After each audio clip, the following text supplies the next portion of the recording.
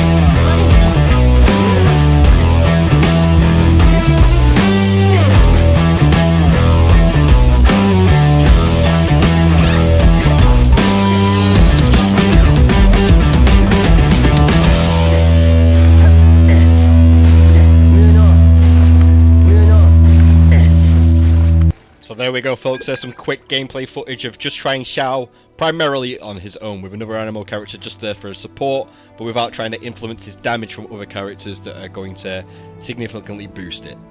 So let's go into the top 3 things that I have found so far with my very limited time with Xiao.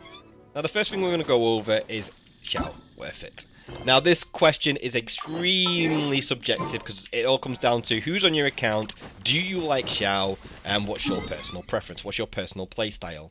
Now for me, I would say yes, because I like the way he plays. I have always liked that kind of gameplay. I love spear users in games, I love assassin type kind of game styles, I like his design, I like his aesthetic, so for me it was a no-brainer. But if you do not like that gameplay, then obviously it's going to be a no. I think that he is a very selfish character, but again, I am very limited in my playstyle with him. I think that he is a very good character in very certain situations. I don't think he's someone like, I know he's a 4-star, but Bennett, that you can slap him in any situation and he works. I think Xiao is someone that requires a team built around him. I think he requires a certain setup to be the best he can be. So I think if you was free to play and you are looking at using everything to pull a specific 5-star, and it will be the only 5-star that you get for maybe a very long time, I don't think that Xiao may be the one to go for, because I think he is very selfish. But again, do what you want to do. Don't let anyone indicate or, like, influence how you should play the game. It is a PvE game at the end of the day. Play it how you want to play. Get what you want to get.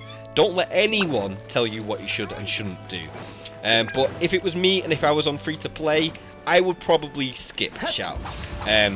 That is just my personal preference, that's my personal opinion, and this is someone that I'm loving him so far, but that is just my honest opinion if I was a complete free-to-play player. So that is my first thing about Xiao. So the second thing we're going to talk about with Xiao is his performance. And now for me, his performance is amazing. Like, he is designed for everything I love about the character. He's got really fast attack animations, he's got big hits, he's got really cool abilities, his mobility is really good. I just like his kit. Like, everything about his kit just ticks all the boxes for me. Now, that isn't to say that I have found a few issues, but again, this is probably just me being an idiot. But the first one obviously being that his burst takes your health down, so if we just give it this, especially when you use it at low health, it can be quite dangerous if you haven't got a healer in the party. It does convert his damage into animo, as you can see here, which is fantastic. But as you can see, his health is going down. Now, obviously this can be counteracted by bringing a healer, but it can be quite a bit of an issue if you haven't got that healer at the ready. The second thing that I found a little bit of an issue is obviously getting particles. So if we press this E, we are generating free particles. I think it's free every time. Yeah, so it's free particles there.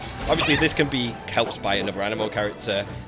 So I like to bring Jean with me. Not only because obviously she can help with the generation of particles, so Xiao gets his burst a lot easier, but also it kind of brings in that problem that I was saying earlier of having no healer. So she can heal and she's also bringing the energy particles. But I think he's really fun, but obviously I need to play around with him a bit more in team comps, see what is most optimal for me, not the optimal for damage-wise, but for my playstyle and how I like to play the game. So just to put it in a nutshell, I think he's a really fun character. I do think he has a few drawbacks. One being that obviously you do need to bring a healer, or I need to bring a healer, and his energy recharge can be helped obviously by a second character. So number 3, we'll have a look at my Xiao. Now, my Xiao isn't the best Xiao in the world. He's very, very, very generic. But I have got the luxury of having a 5-star weapon on him. So he's level 70 out of 80. We do have the Primordial Jade Wing Spear on him at level 90, so I am very fortunate that I have got this weapon. This was pulled from the standard banner using some of the fates, so I am very lucky to have it. It kind of influenced me wanting to build and pull for Xiao as well. I will try him with some 4-star weapons at a later date to see how he performs with them. He also is C0. I don't have any constellations on him whatsoever. I am very tempted to go for C1 because I do like the ability. I like the way it can help me get across the world faster, which should not be a way to spend so much money just for that factor. But it does help, obviously, with his energy recharge, and it is a good ability as well. So I am very tempted to go for C1. Now for his talents, I have got him on 6 across the board, like I do with most of the characters, because I do like to get most of the characters, or not, if not every character in the game, 70 out of 80 with all their talents at 6, because it gives me a good idea of how a character performs individually and how much I will like them in the future. So that's the way he's looking so far. In terms of his artifacts, we've got him on 2 Glad, 2 Viridescent. They're not the best pieces in the world, but they're not too bad either. So I'll just quickly go over them. You can just read the stats yourself. There you go. I will try some other artifacts on him as well, just to see how he performs, but so far I am enjoying the way he's playing with this. I do try and stay away from looking at other content creators, because I do believe it does influence someone's gameplay and how they play a character to be more meta. I try and find things that I like to play for my own play style, so I do try and stay away from that. That's not to say that I don't look at guides and some other content creators, because some of them are just brilliant, especially with the math they do, and it does help me kind of find out what I want to play for future. And finally, we're going to talk about a general thing, which I am an idiot. So don't do what Bear's done and leave farming materials till the very last day. Now, obviously, in this case, it was a little harder because obviously you got the new Geo boss that dropped with the new 1.3 patch, so getting some of his materials to actually ascend him took a little bit longer. But getting the flowers and stuff like that was so tedious. I am fortunate enough that I did have a alt account, so I was able to farm them. But, oh my god, farming them just took forever. So for going forward, in every future character that I do plan on pulling for, I will make sure that I have the materials at hand so I can get them to level 70 out of 80 right off the bat. Same with the talents, because this took me a very long time. So by the time that I was done recording and actually farming materials, I got a very small window of opportunity to play him before I had to go to work and do everything like that. So yeah, my final tip is to make sure that you have everything farmed for a character before they're released. Anyway, how are you guys finding Xiao? Did you pull for him? Let me know in the comments below. Like, subscribe, all that good stuff, and we'll see you in the next video. Peace out for now.